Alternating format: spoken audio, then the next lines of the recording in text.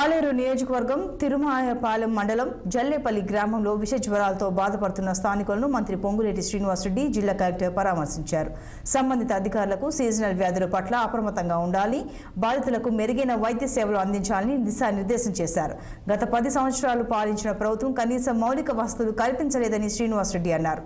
ఇచ్చిన మాట ప్రకారం పేదవారికి ఈ ప్రభుత్వం అండగా ఉంటుందని, గ్రామాల్లో మౌలిక సదుపాయాల కోసం వీలైనంత తొందరగా నిధులు మంజూరు చేయిస్తారని శ్రీనివాసరెడ్డి తెలిపారు.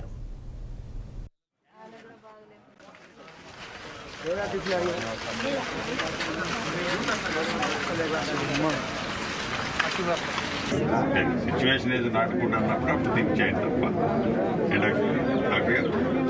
వాళ్ళు స్ప్రెడ్ అవ్వకుండా తీసుకెళ్తే కానీ అదొక్కటే